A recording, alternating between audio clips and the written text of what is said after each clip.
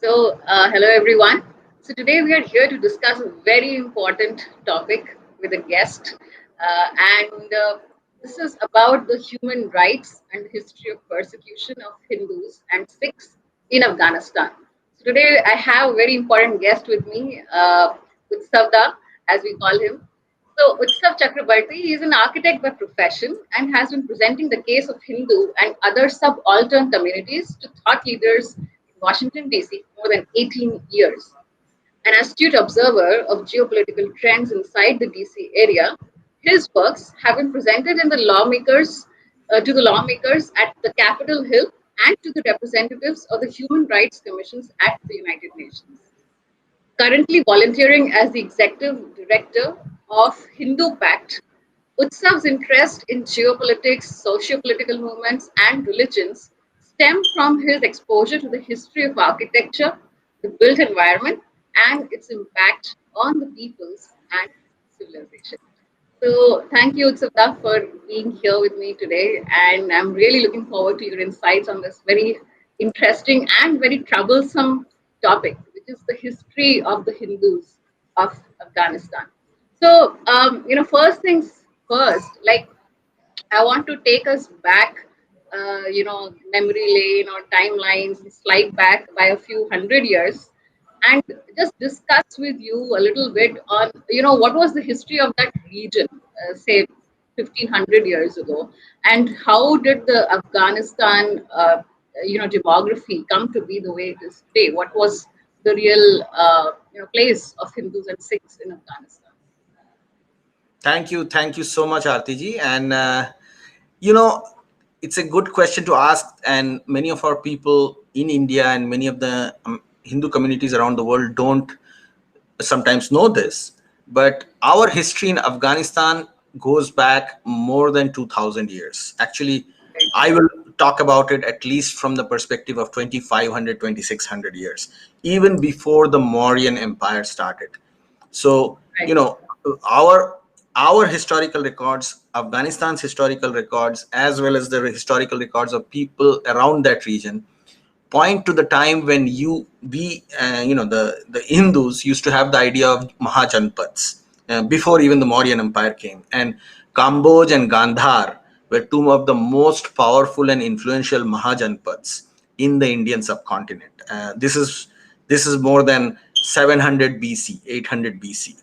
And if you keep going forward all the way up to, I'm following the Western timeline, and the Right. Indian historians have a different timeline. So pardon my excuse my not following that for now, because for this context of conversation. So, by the Mauryan Empire came in around, 300, 400 BC, Western timeline wise. And that time, itself, also Kamboj and Gandhar were very much part of the Mauryan Empire. The Seleucid Empire was probably the western half of Afghanistan, Uzbekistan, northern Iran, but the rest of it was all part of the Mauryan Empire. Right. And I think this part most people in India are aware of probably by now. Right. And so maybe we can jump a few centuries forward and come to the part, where the Ghaznavids and Ghazni, where they started invasions in that region. And, many Hindu kings of Afghanistan, with the help of the king of Lahore and the kings of other regions, they actually fought very bloody battles there, and they defended that region at least 6 7 times before they finally before they finally had to recede their military lines. So do you want to talk about how that change in demography happened as a result of these invasions of invaders like Ghazni? Yes. So, that part of the Indian subcontinent actually fought against the Muslims for a really, really long time. Right. The Umayyad Caliphate actually conquered Sindh, and they took over Sindh. They went all the way to the banks of the Indus River within the first 100 years of Islam. But Kabul, Zabul, Turan, Ghor, Taksha, all these areas, Udyan is what is northern Kashmir area today. So all these areas actually did not fall to Islam under the first two Islamic caliphates. So Right. they were, they were beating the crap out of the Islamists in those days. And mind you, both the Rashidun Caliphate and the Umayyad Caliphate were extremely powerful kingdoms. It took them just a couple of decades to completely run over the Persian Empire, very powerful Right. empire. Another few decades to completely run over the Byzantine Empire, and then within another couple of years they ran over the Egyptian, kingdoms. So mind you, both Rashidun and Umayyads were extremely, probably the most powerful military centers in the world at that time, which had already defeated two of the most powerful empires existing in those days, the Byzantines and the Persians. But when they came and approached the Hindus, Turan, Ghor, and Kabul. And when I say Hindus, it's a broader term. There were Buddhists, Got there were them. Right. Zoroastrians. It's broader Proto-Vedic term. I'm calling it Hindus. And the kings were Hindus. That's why it's also important to keep the Hindu identity intact. So they ran into a whole military power that they could not defeat. So it took them another 100 and or so years up to the Abbasid Caliphate to get to these areas, and still they didn't fall. So from 680 70 80 common era CE all the way up to like 900 CE, they had a really hard time defeating these people and converting them to Islam. But eventually, they did. And once they did, this area became one of their biggest military power centers, because the people, once they were converted, the ancestors, the proto-Vedic Turkic ancestors of Mahmud Ghaznavi, and then 100 years later Muhammad Ghori, they were all captured slaves, forcibly converted to Islam, and then released to conquer the quote unquote kafir world. And then we are very much aware, I think Indians are from that point onwards very much aware what Mahmud Ghaznavi did, what Muhammad Ghori did. But the biggest damage that both Ghaznavids and the Ghorids did was not what is present day India. They of course did a lot of damage. The biggest suffering was actually for the ancestors of the present day people of Afghanistan and Pakistan. Those Hindus suffered the most, and they wrought havoc in these areas, destroyed the Hindu king. Mind you, they were not Indians; they were Hindu kings who were of Right. Turkic origin. The Shahi dynasty, the last major dynasty in Afghanistan, they're called the Hindu Shahi dynasty. These Turkic kings fought really hard, and there was a time when Ghaznavi went down and captured all the way up to Multan. So these kings even converted to Islam. And then the moment Ghaznavi went back to his own kingdom, Right. they reconverted back to We Hindu can put Dharma it and back. started Yeah. fighting. Yeah, so Trilochan Pal and all these, they were amazing, Hindus. And if you go to the northern part of Pakistan, what is present day Islamic Republic of Pakistan, the salt ranges, you will see beautiful temples, very beautiful temples. Their temple designs were very similar to what existed in Jammu and Kashmir, what is present day Jammu and Kashmir. So it's a very fascinating history that our people may not know about, and that's important to share with them. Right. There's almost like a certain level of homogeneity in the culture, where if you see from Afghanistan to Pakistan to Jammu and Kashmir, because they were not exactly as fragmented at that period of time. They were still Hindu kingdoms adjacent to each other, basically. Absolutely, And and they were marrying each other. The right, last Hindu queen of Kashmir was actually the daughter of a king from Udyan, which is Swat region of what is present day Khyber Pakhtunkhwa, and that's around larger area, contiguous area. So she was. There was intermarriage between the Turkic Shahi Hindus and the Kashmiri Hindus kingdoms in those days. Very common. right. Okay, so now I want to jump forward to a little bit to where we are, or at least somewhere close to where we are. Let's go back to say the 90s, and I want to trace, how did the Hindus get to be basically where we are today, right, in Afghanistan. So, I want to talk a little bit about the Taliban and how the Taliban was created, and then how it fell back, and then how it has again come forward. But let's talk a little bit about the status of Hindus since then, since the 1990s, when Taliban and Al Qaeda started to be, gain force to resist the Soviets, and then they finally fell. And then exactly what has been the status of human rights of Hindus within Afghanistan during the period when the US is supposed to have been suppressing Taliban and extremism in that region.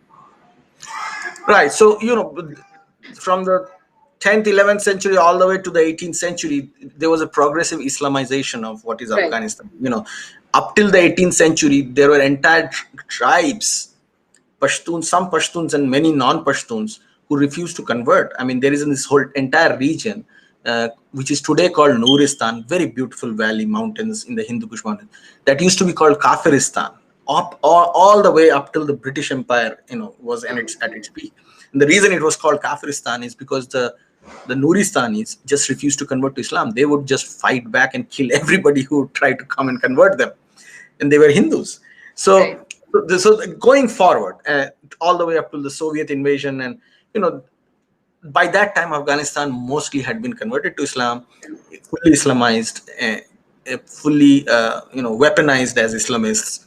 And when the Soviet Union tried to spread Marxism in that region and make it a part of the larger Soviet influence bloc, strategically from their perspective, to get to the Indian Ocean and create a buffer zone, Yes. the Taliban's ancestors, the Taliban's ideological ancestors called the Mujahideen, was created, and it was primarily America who funded them with the Right. help of Sunni countries in the Middle East, so Saudi Arabia and this OIC oil companies, the oil bloc, and Islamic countries, and Pakistan became the main foothold where the training was given, where the recruitment was done, both from the refugees who had escaped Afghanistan under the Soviet occupation, as well as amongst the larger Pakistani Muslim population, which by now you probably know that there are enough people out there willing to do anything for the sake of Islam. So that was a very dangerous time when they were weaponized and fully trained, and that led, this happened in the 1980s, and this entire Soviet versus America Cold War led to the Mujahideen eventually kicking the Soviets out from Afghanistan.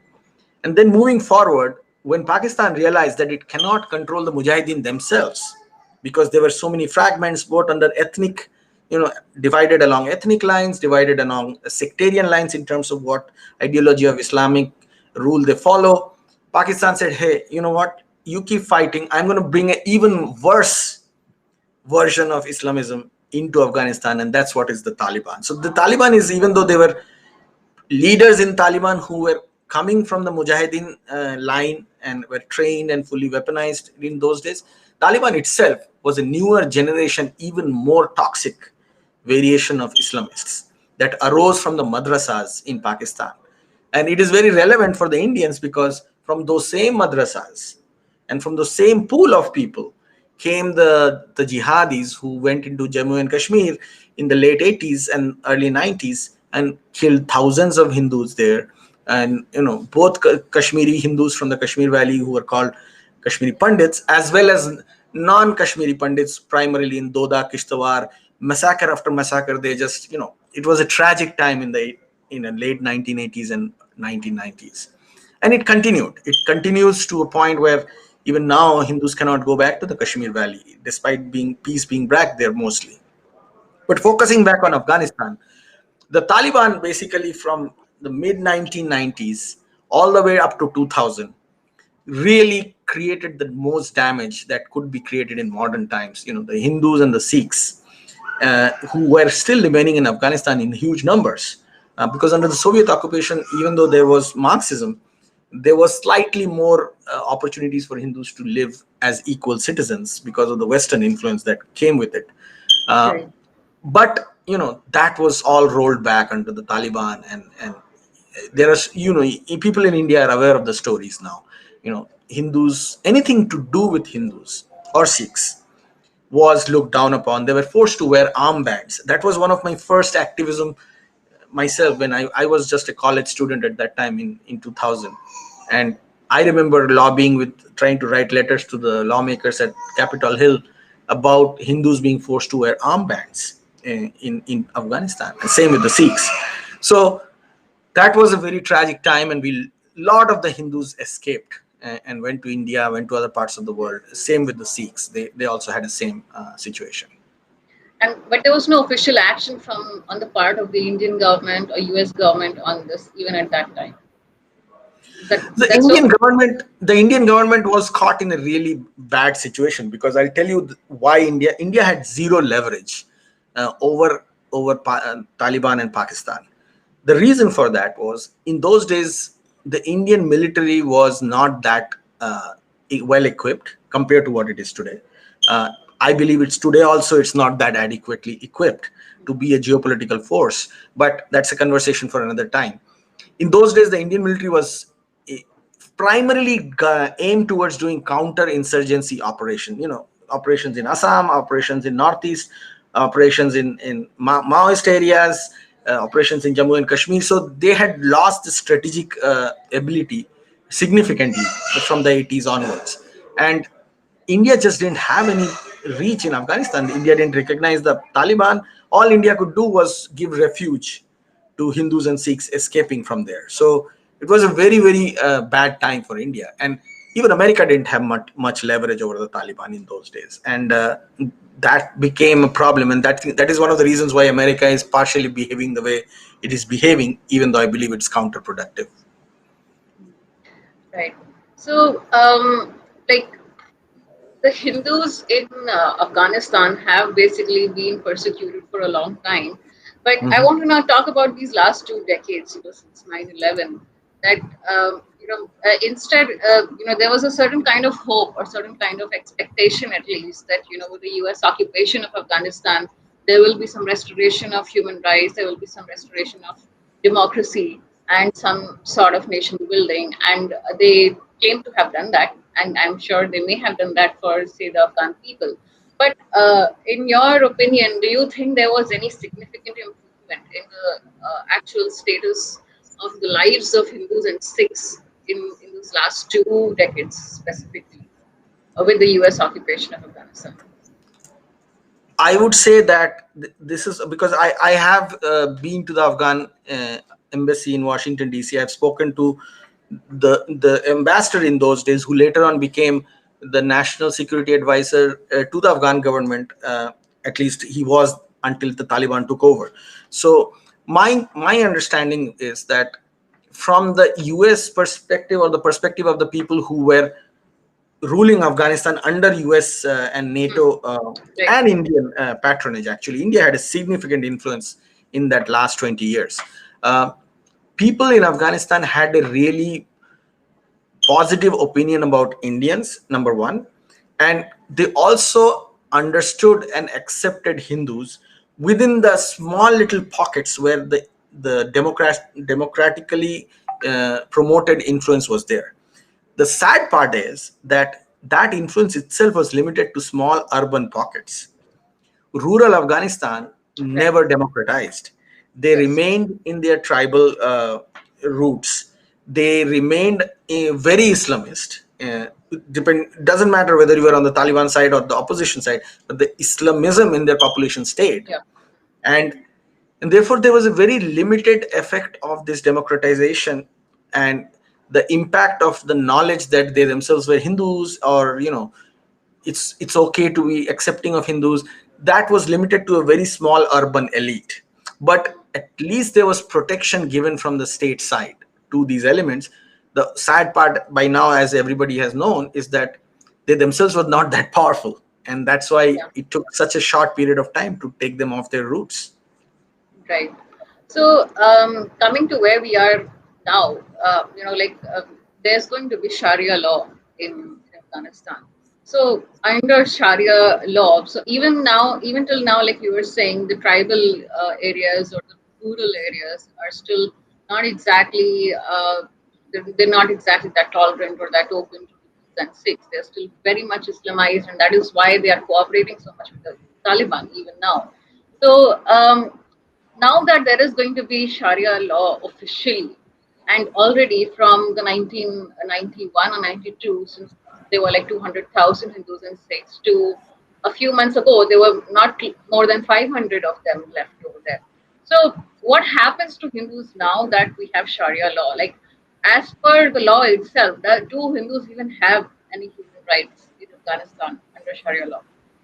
Well, it's a good question. So there will be issues that Hindus will face. They were already facing it. Right. Even at the peak of American supported democracy, Indian supported democracy, Hindus and Sikhs were being attacked because the population itself was so radicalized. And Islamic State Khorasan, or nowadays you will hear it called ISIS K. That's the new name media has come up with. It's originally called Islamic State Khorasan, based on the Abbasid Caliphate's region called Khorasan. So Islamic State Khorasan targeted Hindus and Sikhs all the time. They killed 30 or so just a couple of a couple of months ago, and then another 2 years ago they killed another 40 or 50 of them. So when a population is so small and you keep losing people to this degree, there was anyway little hope that these communities had. But now that Sharia law is going to be fully implemented and it's going to be official to discriminate more, Right. Yeah. uh, the remaining 500 people really don't have much hope there. And what's even worse is that the artifacts, their own history, that they themselves lived and built for thousands of years, were all in Kabul Museum and different places around, spread around. Murtis of Devis and Devatas and Ganesha. They're very famous Hindu artifacts that were protected, at least now they were until now. They will face the same fate that the Bamiyan Buddhas or the Durga in Kabul Museum had faced, during the Taliban time. The Bamiyan Buddhas are famous because they were big and it became a symbol of what Taliban does to dharmic people, dharmic artifacts. But in the Kabul Museum in the between 96 to 2000, hundreds of Hindu deities, Devi, Durga, Ganesh, they were destroyed, and these were their own ancestors, places of worship, deities of worship. So it's going to be really bad. And as much as the world believes that it will try to pressurize Taliban by giving them a carrot and stick approach, like we will legitimize you only if you not do this or do that, I believe that the global powers are so at each other and they are using Afghanistan as a playground to defeat each other, whether it is China, Russia, and America, that Taliban knows that they can literally do anything, and one of the three will always be on their side, just to Yeah. make the other two look bad. That's the Right. tragedy of the whole situation. This is not about the Taliban or radical Islam. This is about global powers fighting each other, using this as an excuse, and that's why Right. they get a free pass. Both Pakistan and its proxy, the Taliban, gets a free pass because of that. Yeah, that was going to be my next question. Actually, Or do you think if NATO and the US allies, will they be able to do anything? So you've already answered it. So yeah, because they're they're not already like interested. it's not even like a two-way war. It's like almost like a three-way conflict, like a second Cold War kind of a thing. So in that, Afghanistan and Pakistan are the ones who are getting the free pass basically, because there's all, like you said, there's always going to be one person who will want to use them and keep them on their side, so they will support their activities in Afghanistan. So there's this very common story which I think everybody has seen on social media of the last Hindu of Afghanistan. He's standing there and trying to protect the last Hindu temple where worship was still ongoing. So, that was again going to be my next question. What happens to the Hindu temples of whatever are left, temples and gurudwaras of Afghanistan? So, again, I think just yesterday, 3 Sikhs were brought from Afghanistan to India with the Guru Granth Sahib. So the Granth you can carry with you at least, but what happens to the temples? Like we don't have any ray of hope that they can even survive. So essentially, maybe in just 1 or 2 years, Hinduism will be wiped out from Afghanistan completely. If and I don't want to go into the details of what they will do, because we already know how heartless they can be, how unfeeling they can be. So, the next problem which stems from here, like, the problem of Hindus and Sikhs in Afghanistan is, of course, the most imminent one. But the next problem here is, the proximity of Afghanistan to Pakistan and Kashmir, which brings us to Kashmir. So, we already know the kind of brutalities Kashmir has seen, and the persecution of Hindus in Kashmir. Now, with Taliban officially taking over the whole of Afghanistan with the help of Pakistan and explicit support of Pakistan. They're congratulating them, and not to mention we have a Pakistan inside India, which is always uh, bleeding for their their neighbors. There are so many people with the Pakistani mindset, if you would, within India who are always willing to profess support for these people. So, I mean, do you feel like this has increased a lot of terror possibilities and a lot of security threats, especially for Hindus in India? Because last 7 years in India have been relatively peaceful. We've not had any major terror attack, any major bombing. But if you see the history of India a few decades before that, every few months or at least once in a year, there was some terror attack, some bombing. And thankfully, we have been able to curb that for the last 7 years. But are we going to go back to those days? Are we going to see a similar kind of increasing trend as what happened earlier in the Yes. 90s? Yes. Right. So this is going to be a very big challenge for the state, the Indian security apparatus, and the Indian state for three reasons.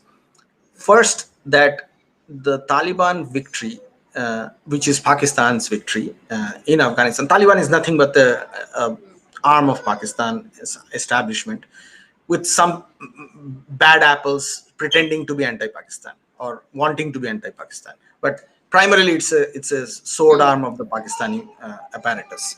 The Taliban winning in Afghanistan gives the Pakistani apparatus the confidence that it can invest and divert a lot of the resources back into its India obsessed arm, which would mean that it will start arming any extremist group that they can find, which is willing to destroy, Right. blow things up, and kill people.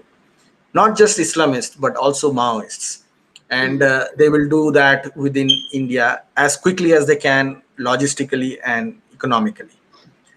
That's number one. Number two, there are a lot of jobless people in the next couple of months. If Afghanistan's resistance doesn't build strong enough in the next year or so, the winter will not lead to much, because nobody fights in winter in Afghanistan. But after the winter next year, if there is not a significant resistance on the ground in Afghanistan, all those people will be jobless. And like in the 1988-89 era, when the Mujahideen was jobless after the Soviets left, they will all pour into any part of the world where they can go to. And the places where they can go to right now are Uyghurs to fight against China, in to help the Uyghurs, and to target India, or to go to Myanmar. Myanmar is too far away. Hmm. They might still end up somewhere. Some of them might still end up there. Kashmir is right next door, Right. and China is too powerful to let them, fight the Uyghurs. China has, in fact, already made deals with the Taliban, and one of the Same. points of the deal is that, once your guys get jobless, maybe I'll just give them video games to play, and you play video games all day, but don't come towards Right. Xinjiang, Hmm. because Yeah. we will beat you out. And Hmm. India, on the other hand, remains a democratic, very pluralistic state, which brings with it its own soft bellies, and Pakistan will try to divert some of these jihadis towards India. So my understanding is that that's the second problem. The third problem is that within India there are I won't say very large percentage, but in India the population is so high that even if 2% of the Islamists believe that they can replicate Amirat, like like the Taliban or like the ISIS. Right. So ISIS was defeated, so their morale went down. But if they believe that Taliban as an Amirat has defeated the global democracies and the global West and the superpowers, they will want to repeat that within India. And this is not Pakistan's people; these are Muslims within India. I would believe small in percentage, Oh, but I still mean significant. metaphorically Pakistan. That's what I meant. Correct. Yeah, that's a good way to put it. So these are Yeah. Pakistan-minded Islamists in India Right. who would Yes. want to replicate an Emirate struggle, Yeah. getting inspiration. So that's the third group, which is very dangerous. So these first three are primarily Islamist-based instigations and powers that will lead to violence. The fourth is the within the Hindu community also there is a section that is very defeatist in nature, Exactly. that looks for an excuse to just give up.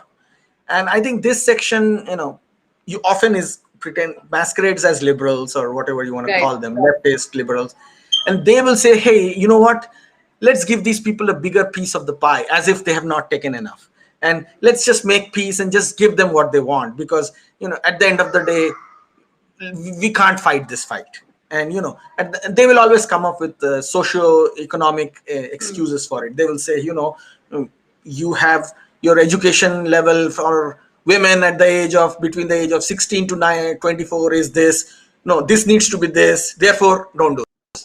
So they will come up with a very urban Right. liberal excuse, often Almost economic in flavor, humanitarian, almost almost a humanitarian humanitarian kind of. excuse to, yeah, Yeah. without realizing that if you don't actually deal with this problem now, Right. all these data points that you throw at us will eventually end up at the level of data points that Taliban ruled Afghanistan has, and that's not something they would like either. In fact, they themselves are not that smart, and they don't understand that they might do all these things, and like this Danish Siddiqui photographer guy Yeah. will still be targeted by the Taliban and killed without mercy.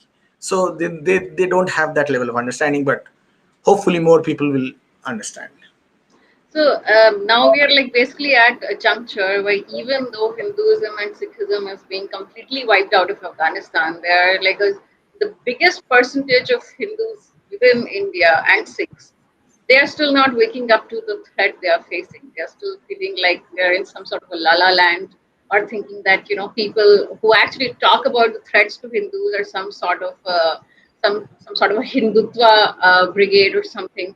So, what do you think is this is an open question actually, but like, what do you think is the best way to communicate, and especially from the government standpoint, like because we know that the government tries to always play a safe game and they try to take everybody's interest into account.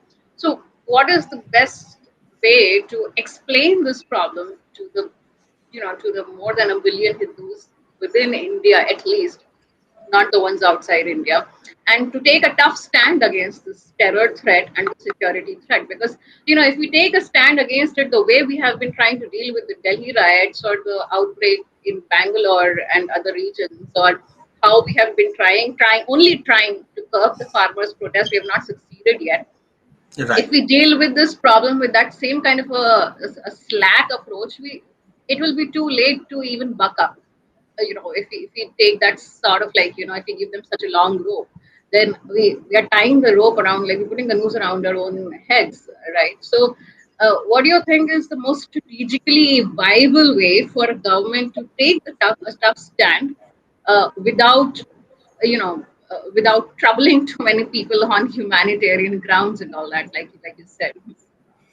So one thing good that at least the current ruling disposition in India has done is that they really have a good handle on the security apparatus. Hmm. Uh, as much as we still face terror attacks, as much as we still have all these, sub-conventional, less than terrorism related violence. Hmm. These riots are basically the same people would have been terrorists and blowing things up. They have just been checked by the national security apparatus to the point where they cannot go to that level. So what they do, they use the urban democratic setup to get to a level of violence just below the level of terrorism, and that's why you see these engineered riots. you know so I'm pretty sure, because that's something new that's happening, and that's happening because they cannot commit acts of terror. So some of these leaders, when I listen to them, those who led the riots in Delhi and Bangalore, they would have been leaders of Indian Mujahideen had the state Right. apparatus not come down on them that hard.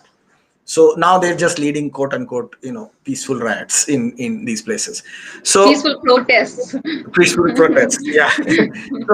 So these things. So I must credit the current government in Right. India for that, for having checked that level of violence. Hmm. There is still a lot of loopholes, and as I mentioned in the beginning itself, India is a very very diverse and very very liberal state. That's the nature of the people in India, and because of that, it has a very soft underbelly. It can be easily, people can be manipulated. With diversity comes many good things. With diversity comes some bad things, and this is one of the bad things. There are many fault lines. Those fault lines can be exploited. Indian opposition parties are willing to do that. The government's challenge is that they have to still win the votes of the people and come back to power to do the things they are still doing. So they sometimes are held back by some people who would be willing to go to any extent to defeat this government, and are willing to shake hands with, you know, fault line fishing groups that are extra territorial, like foreign agencies and, foreign, now the globalist, George Soroses and Pierre Omidyas of the world. So that's a problem, and I don't think Indian government has a handle on that. So the only way to counter that is to work very, very hard at the community level, because the intervention of these powers is often happening at the community level, at the NGO level, at the grassroots level. So our response shouldn't be just that we depend on the government. The government will do what it can do, and obviously has its own inefficiencies in it, because it's the same bureaucrats who were doing this 20 years ago who are now doing this for a different ruling power. Our responsibility is to create awareness with events, programs like this, reach out to as many young people as possible, and share the ideas that need to be discussed here, share the threat perceptions. And for a logical mind, it is easy to see that, okay, nothing is perfect, but just think about whose side you are on and what will be the end game. If you are on the side of the Maoist because you believe wearing a Che Guevara shirt makes you really attractive, you have to understand what the end game of that is. And that Right. end game is Yeah. not good for anybody, including the one who is the poor. The Maoists keep saying they're poor people. The most people they kill are also the Right. poorest people. They stand to lose the most, especially in all these Naxal areas. It's actually the people who are working there who are the most deprived ones. So Exactly. it's ironic that they claim to be working for the poor. Right. So that level of rational narrative needs to be presented to as many people as possible, and I'm pretty sure that some of them will get it, and it's going to be an ongoing struggle for the rest of our lives. Let me tell you that. So I'm happy that you have some hope, and I think we need hope at this point of time. And also more than just hope, I think we need a lot of motivation and inspiration, because there's a lot to be done. There's a lot to be done both on the ground level as well as, like, on the information level. There's so much misinformation, so much disinformation, and somewhere I think we need to get a better handle on the kind of information we are putting out over there, at every level, whether not just social media. And of course, we have a media like mainstream media in India, which is not exactly very friendly to our causes most of the times. So there's a big battle on every front, and I think we need But you to have to buck up. understand, Arti, the thing is that the enemy doesn't lack motivation. It Exactly. has motivation, and I say enemy because Taliban is our enemy. Let me be Right. clear. I don't want people to think that any other word describes them. Yeah. The enemy doesn't lack motivation. They believe, and they have achieved things using belief that otherwise looked impossible. I'll give you an example. I am from Bengal in India. If you read the writings of the Sufi Islamists, okay, Mm. Indians think Sufis were cool people, but they were not. If you read their writings about how they looked at the places they came from and where they were going to convert people, you have to understand the level of motivation they have. And if you don't have that level of motivation and belief to counter them, you will lose. We will lose. I mean, they are writing that, okay, I'm coming from this northern Iran, Tabriz, nice, beautiful mountainous area, and look here in mosquito ridden Bengal. This is the 15th century. you Mm. know Mosquito ridden Bengal, nothing is here except mustard oil. Everything is cooked in mustard oil. I hate this place. But you know what? I have to convert these people to Islam for the sake of Allah. And they did. This is the writings of Shah Jalal, who is the national emblem or national personality of Bangladesh today. So 500 years ago, Shah Jalal didn't know that he will be so successful that an entire country converted by his followers and he himself will be making him their national symbol. But when he was doing all this work, he was bitching, like, the tigers eat half of my people up. This place is full of mosquitoes and mustard oil. I can't stand these people. I hate them. I burn their temples even more because of the food they eat, which is mustard oil. But I have to do it for the sake of Allah, and I have to convert them. So Right. get into the mind of the other side. This is how the Taliban believes and thinks. And if we don't stand up to it, the Che Guevara shirt is not going to save anyone out of this. Right. So we have to think in a different way, and that involves hope, persuasion, time, and effort, and everything else we can give. It is really nice note to end it on, I think, because that is what the Hindu community needs now. They need a little bit more, a better pace to work. Like, whatever we have been doing till now, we need to do a lot more of that now. So it was a really interesting conversation, and it's so great to hear these insights because there's, like I said, there's so much information, misinformation, and disinformation everywhere. That having an in-depth analysis of this issue is really, really important. Thank you so much, Utsav, for sharing all your insights, and I hope you'll be back again with some more insights on other pertinent issues. So thank you so much for your time. And if you guys have, everybody who's watching, all the viewers, if you have any questions, please do type into the comments. Share this video like we just discussed. That we need more intelligent conversations on this issue. We need more intelligent information sharing on this issue. So please share this video, subscribe to the channel, and ask your questions. And maybe I can get some that to even answer it. So I, thank you. my pleasure, Arti. And if you are in America or plan to come to America, I'll just plug in my organization, Hindu Pact. You can visit it online. We are trying to do the things that you think you are doing in India, and we are your friends. So thank you so much, Arti, and I'll be happy to answer questions and come back. Thank you. Thank you so much, Utsav. So thank you everybody for watching. Pranam.